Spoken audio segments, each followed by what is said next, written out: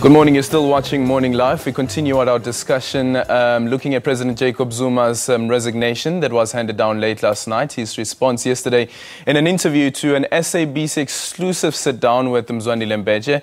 He held that he wanted to know what exactly it is that he did wrong and didn't agree with the decision of the ANC's top brass, someone who has been part of the push to get now what we call the former president of the country out of the role that he previously served until late last night. Is Cheryl Carolus, stalwart of the ANC. Let me just quickly get your views and how you feel at this moment that we now refer to Jacob Zuma as the former president of the country.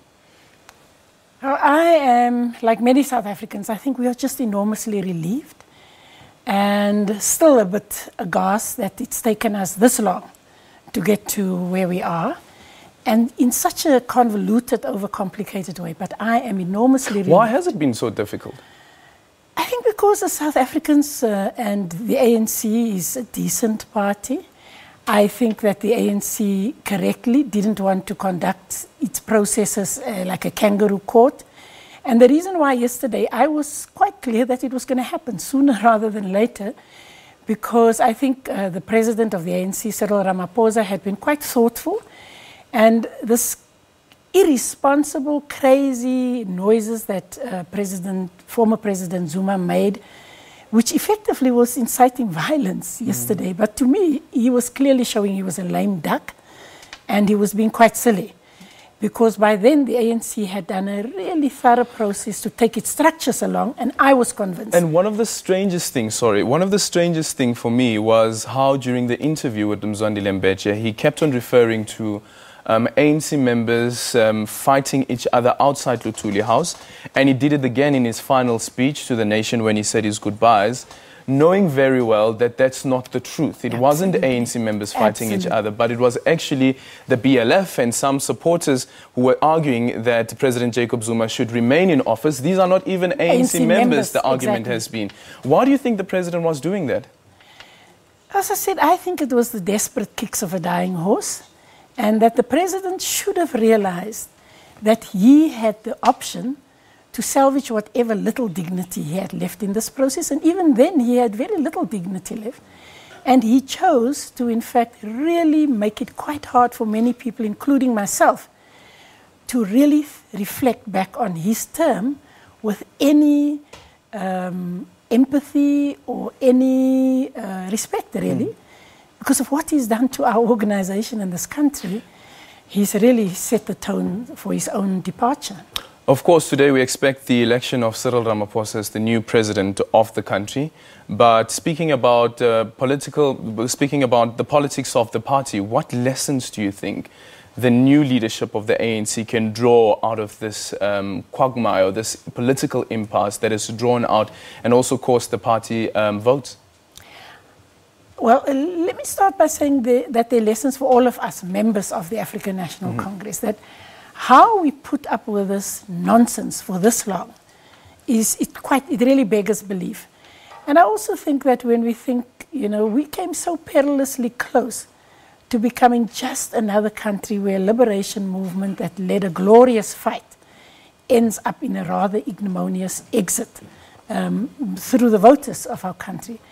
And I think one of the good things about the people who brought Cheryl Ramaphosa into the leadership of the ANC is, in fact, that we have a thinking crowd of branches.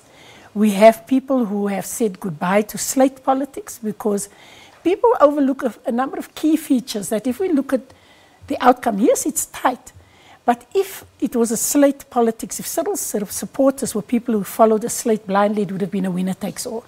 So I think that we are going back to an ANC of thoughtful branches, of activist members, who in fact hold their leaders to account. Does the ANC need to make a public apology to the country on how they've dealt with this matter? Also taking into consideration that people have taken to the streets, calling on the president to resign, and they've never heeded that call.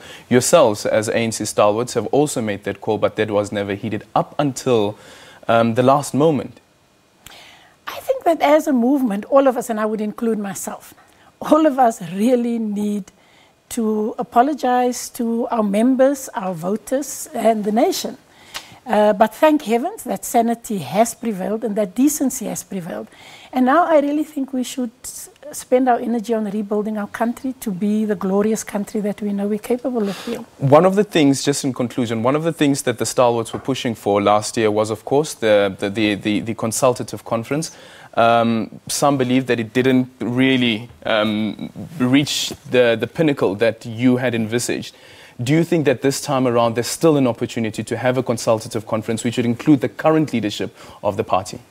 I think indeed there is still room for, whatever you call it, for a very deep process of ongoing introspection, because we've made mistakes. We've taken the 11 million voters way beyond our members for granted. And so I really think that we must continue that process of introspection, because we should never, ever go there where we've been.